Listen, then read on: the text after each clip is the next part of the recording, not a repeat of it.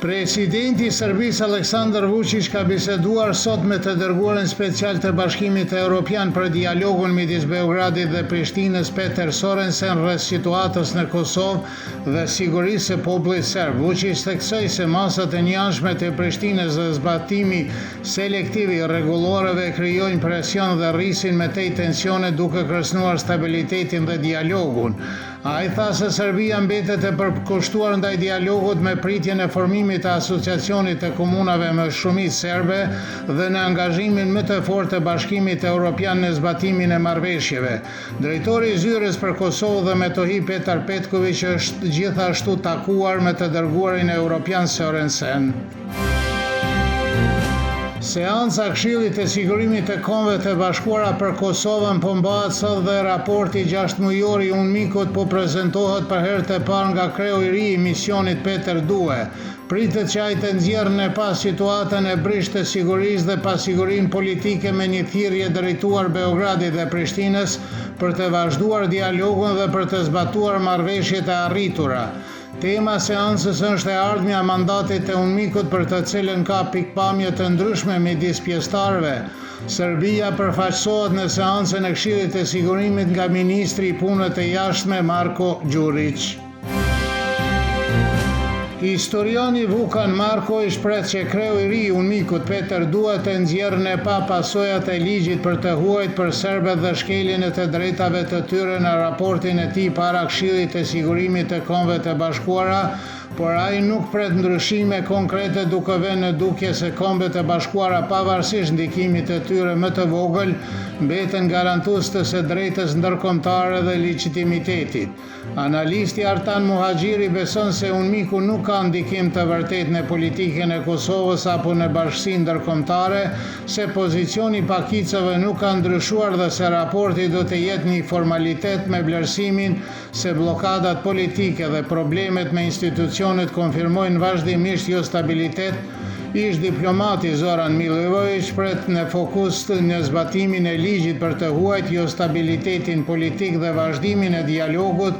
duke thënë se çelësi për Serbinë është ruajtja e mandatit të UNMIK-ut dhe rezolutës 1244, por se raporti nuk do të sjellë asgjë të re sepse nuk ka ndryshime thelbësore. Zëdhënësi i Departamentit të Shtetit tha për Kosovë Online se normalizimi i marrëdhënieve midis Kosovës dhe Serbisë është çelësi i paqes dhe stabilitetit të qëndrueshëm dhe se dialogu me ndërmjetësimin e Bashkimit Evropian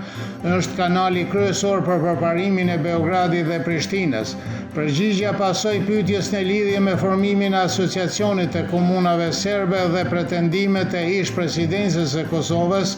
Vjosa Osmani, se ajo i bindi Shtetet e Bashkuara të Amerikës se asociacioni i komunave serbe nuk duhet të jetë një kërkesë për Kosovën. Në të njëjtën kohë Osmani ju referua letrës së fundit të Donald Trump në të cilën, siç deklaroi ajo, shprehu mbështetjen për integritetin territorial të Kosovës. Donald Trump ka kritikuar përsëri NATO duke thënë se takimi me Mark Rutte në shtëpinë e bardhë se Aleanca nuk ishte me Shtetet e Bashkuara të Amerikës kur duhej të kishte qenë me kërcënim për një tërheqje të mundshme nga Aleanca, ndërsa Rutte e përshkruan bisedën si shumë të hapur, kështu që të mbetet i pasigurt nëse Trump do të zbatojë kërcënimin e tij. Edward Joseph, profesor në Universitetin John Hopkins në Washington, tha se tërheqja e mundshme e trupave amerikane nga NATO-ja dhe KFOR-i do të ishte një gabim shumë serioz. Joseph theksoi se presidenti amerikan është i paparashikueshëm dhe se një veprim i tillë nuk mund të përjashtohet, por theksoi se kjo do të çonte në paqëndrueshmëri në Kosovë dhe rajon. Nëse Shtetet e Bashkuara të Amerikës do të tërhiqeshin nga KFOR-i, ky do të ishte një gabim shumë serioz dhe shpresoj që të mos e bëjnë këtë, tha Joseph. Në zonën e kullës së vrojtimit të Kosharës në këtë ditë më 9 prill të vitit 1999 filloi betejë për mbrojtjen e kufirit shtetëror të Jugosllavisë. Në betejën 76 ditore vdiqën 108 pjesëtar të ushtrisë jugoslave me një moshë mesatare prej 25 vite. Në njërën nga betejat më të rënda gjatë konfliktit armatosur të atij viti, ushtarët jugosllav ndaluan një pushtim toksor nga ushtria shqiptare mbështetur nga NATO-ja dhe UÇK-ja.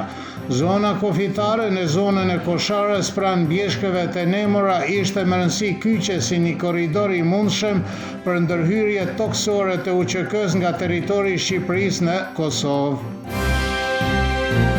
Moti nesër në mëngjes do të jetë i kthjellë dhe shumë i ftohtë me ngrica në pjesën më të madhe të vendit, kryesisht me diell dhe i freskët gjatë ditës. Temperaturat e mëngjesit do të sillen